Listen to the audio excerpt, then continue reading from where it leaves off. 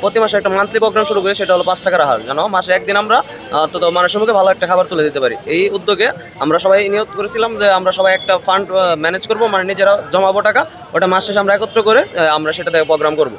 সেই ক্ষেত্রে আমাদের অনেক প্রতিবন্ধকতা আসছে, যেমন আমরা অনেক সময় একটু ফান্ড শর্ট পড়ে, সেক্ষেত্রে আমরা আমাদের বড় ভাই, তারপর আমাদের আরেকজনের গার্ডিয়ান, মানে আমাদের আঙ্কেল আন্টি, আমাদের নিজেদের বাবা মা, সবার সাথে কথা বলে সবাই যত হেল্প করে আমরা তাদের যে হেল্পের অর্থ আর আমাদের জমানো অর্থ সব কিছু একত্র করে আমরা এই প্রোগ্রামটা করি।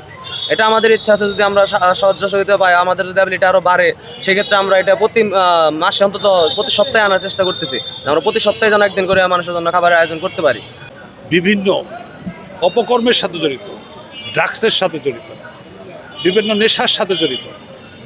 আর সেই জায়গায় আজকের এই সর্বদা নির্ভীকের যে কোমলমতি শিশুরা, প্রায় আমার জানা মতে 50-55 জনের সদস্য, তাদের টিফিনের টাকা, তাদের বাবা মা তাদেরকে টিফিনের জন্য টাকা দেয়, আর সেই টাকা তারা একসাথ করে তারা প্রতি মাসে একবার করে 5 টাকায় খাবারটা তুলে দিচ্ছে গরিবদের হাতে।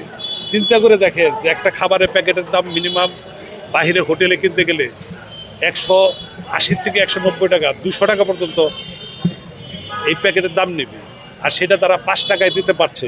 এটা তাদের তারা কতটুক আমাদের সমাজের মানুষের কাছে, সমাজের মানুষকে কিভাবে এগিয়ে নিয়ে যায় সামনের দিকে, সেই চিন্তাটা তাদের মধ্যে এসেছে। তাদেরকে আমি আমার পক্ষ থেকে, আমার টাঙ্গাইল জেলা রেড ক্রিসেন্টের পক্ষ থেকে আমরা তাদেরকে আন্তরিক অভিনন্দন, শুভেচ্ছা জানাচ্ছি।